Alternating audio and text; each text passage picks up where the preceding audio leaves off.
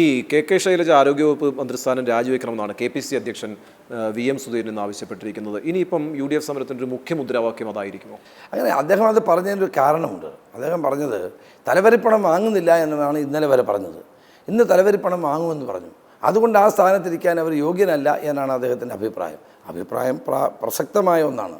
താങ്കൾ പ്രതിപക്ഷ നേതാവായിട്ട് വന്നതിന് ശേഷം താങ്കളുടെ മുന്നണിയിൽ നിന്ന് 3 പതിറ്റാണ്ടായി മുന്നണിയുടെ ഭാഗമായിരുന്ന ഒരു പാർട്ടി വേറൊരു ബ്ലോക്കായി മാറുന്നു.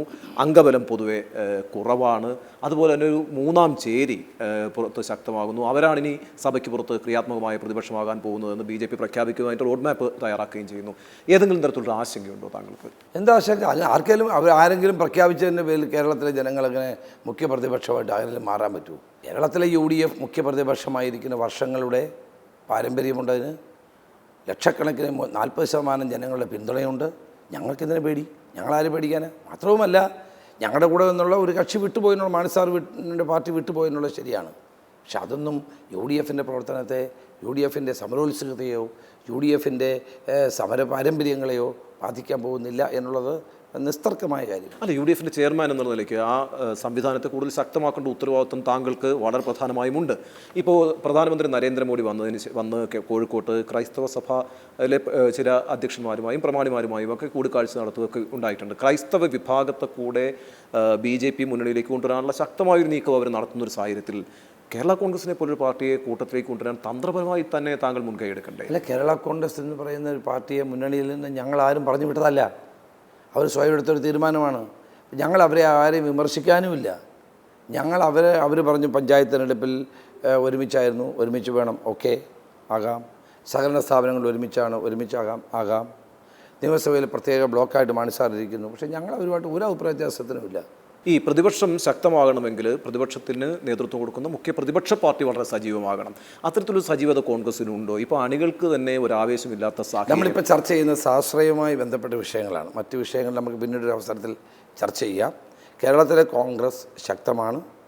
എന്തെങ്കിലും പ്രശ്നങ്ങൾ ഉണ്ടെങ്കിൽ ഞങ്ങളതെല്ലാം പറഞ്ഞു തീർത്ത് ഒറ്റക്കെട്ടായിട്ട് മുന്നോട്ട് പോകാനുള്ള ഒരു സംവിധാനമാണ് ഇപ്പോൾ ഹൈക്കമാൻഡ് ഒരുക്കിയിരിക്കുന്നത്. അല്ല, പക്ഷേ ചില സഖ്യകക്ഷികൾക്ക് ഇപ്പം ലീഗിന് പോലും ചില അതിർത്തികളകത്ത് ഒരു 3 നേതാക്കൾ 3 സംവിധാനമായി നിൽക്കുന്ന ഒരു സാഹചര്യം ഉണ്ടായാൽ കോൺഗ്രസിന് സജീവമായി പ്രവർത്തിക്കാൻ കഴിയില്ല. അത് UDFന്റെ മൊത്തത്തിലുള്ള പ്രവർത്തനം അതല്ല ആ കാലാവസ്ഥയിലൊക്കെ ഒത്തിരി മാറ്റം വന്നുപോയി. Weather has been changed when we are talking now. അതിന് ഈ സമരം സഹായിച്ചു. This weather has been totally changed. ഒരു പുതിയ അറ്റ്മോസ്ഫിയറാണ്, അന്തരീക്ഷമാണ്. കേരളത്തിലെ UDFന് കൂടുതൽ ശക്തമായി മുന്നോട്ട് പോകാനുള്ള ഒരു അവസരമാണിത്.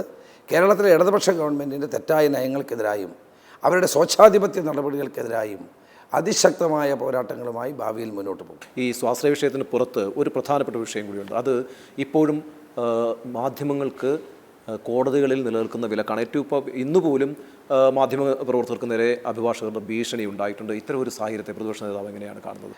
ഇത് ഗൗരവമുള്ളൊരു കാര്യമാണ്. കേരളത്തിലെ പത്രമാധ്യമങ്ങൾക്ക് കോടതികളിൽ പ്രവേശിക്കരുത് എന്നുള്ള ഒരു നിലപാട് ആരും എടുക്കാൻ പാടില്ല.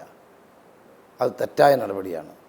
സത്യം പറഞ്ഞാൽ ഈ ഗവൺമെൻറ്റിൻ്റെ പിടിപ്പുകേടുകൊണ്ട്, അല്ലെങ്കിൽ അന്ന് മാധ്യമപ്രവർത്തകന്മാർക്ക് നേരെ അക്രമം ഉണ്ടായപ്പോൾ അതിനെതിരെ കർശന നടപടികൾ എടുക്കേണ്ടതായിരുന്നു. അന്ന് മിസ്റ്റർ വിജയൻ എന്താ പറഞ്ഞ്, ആരും തല്ല് കൊള്ളാനും പോകണ്ട, തല്ല് കൊടുക്കാനും പോകണ്ടെന്നാണ് പറഞ്ഞത്. അത് ഈ പലർക്കും ഒരു പ്രചോദനമായി.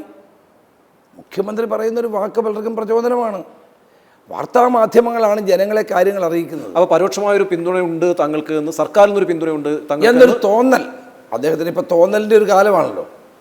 അങ്ങനെ ഒരു തോന്നൽ പൊതുവായി അവർക്കുണ്ടായി കാണും, അഭിഭാഷകർക്ക്. അപ്പോൾ അതുകൊണ്ടാകാം ഒരുപക്ഷെ അഭിഭാഷകർ ഈ കടുത്ത നിലപാട് സ്വീകരിക്കുന്നത്. ഏതായാലും ശരി, ഇന്ന് ഹൈക്കോടതിയിലുണ്ടായ ഈ നിലപാട് ഒരു കാരണവശാലും അംഗീകരിക്കാൻ കഴിയുന്നതല്ല. അത് തിരുത്തപ്പെടേണ്ടതാണ്. മാധ്യമപ്രവർത്തകന്മാർക്ക് എല്ലാ സ്വാതന്ത്ര്യവും കോടതികളിലും അതോടൊപ്പം തന്നെ സർക്കാരുമായി ബന്ധപ്പെട്ട മറ്റ് ജുഡീഷ്യറിയിൽ നൽകേണ്ടത് ഏറ്റവും അനിവാര്യമാണ്. വളരെയധികം നന്ദി ശ്രീ.